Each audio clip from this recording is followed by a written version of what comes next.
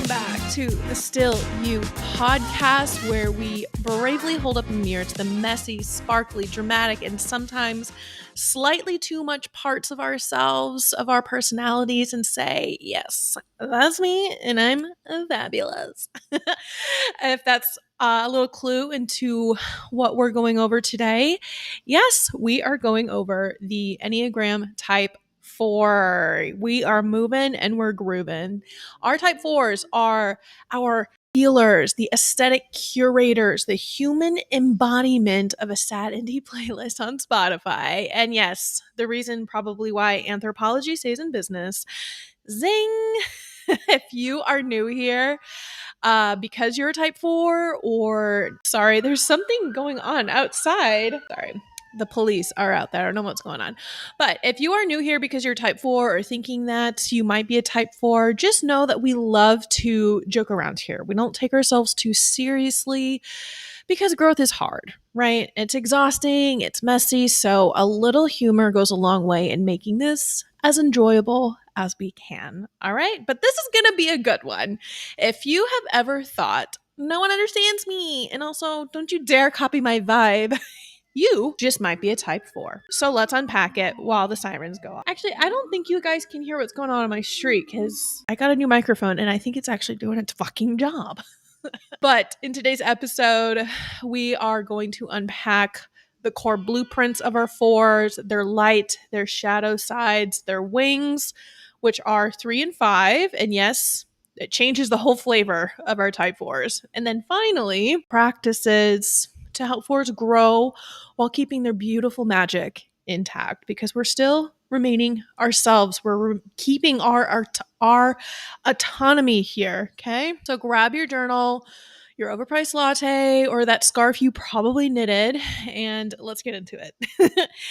Again, if you are a 4 or maybe learning that it might be your type, I do want to say that if you've heard in previous episodes these disclaimers that I give in certain sections of these episodes that might be difficult to hear, or I just want to frame the right mindset going into it, I want to do that right out the gate for my 4s. Don't take it the wrong way, only because in my past as an Enneagram coach, the type 4s typically have had a harder time hearing about the shadow parts, and among other things. There's like a massacre going on outside right now. Can you hear that? I know this is like a busy and loud street already, but I clicked record at the worst time right now. Anyway, it's just a little distracting. I apologize.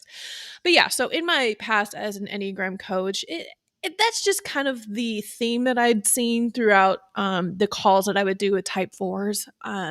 So I just want to say that and you 4s, you want to be uniquely individualistic and feeling, and so the feeling of like you're being put in a box is like uncomfortable, and it just nothing will ever apply to you or something, and you just kind of tell yourself that. But if the Enneagram has taught us anything, if we've learned anything about the Enneagram, putting people in a box is quite the opposite of what it does. So it's very important for us, for all of us, to see the warts and flaws of our hearts and souls in order to live in our truest forms so that you're still uniquely you, hence the name of this podcast. So we're just evolving over here.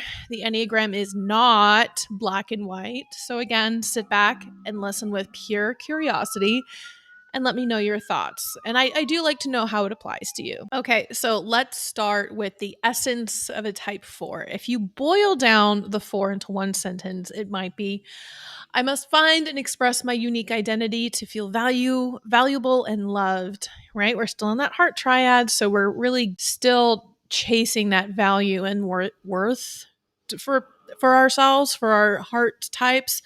So for the type 4, the core desire is to be authentic, special, and uniquely themselves. And their core fear, being ordinary, insignificant, or without identity. So in which case, their core motivation is to express individuality and create meaning from their experiences, especially their suffering.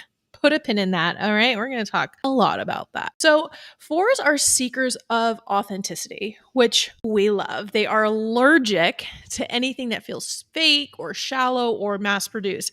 This reminds me of that scene in Friends. If you haven't seen that, or if you are a millennial or older, but there's this scene in Friends where Phoebe and Rachel are moving in together, and Rachel had to lie about this piece of furniture that she got. I think it was like Pottery Barn. And she knew Phoebe would hate it because it was mass produced. So she made up this like big story that she got it at a flea market and it came from like 18th century England or something like that. And so she was obsessed with it. Like Phoebe loved it. And then when she finds out it was mass produced, she was mad.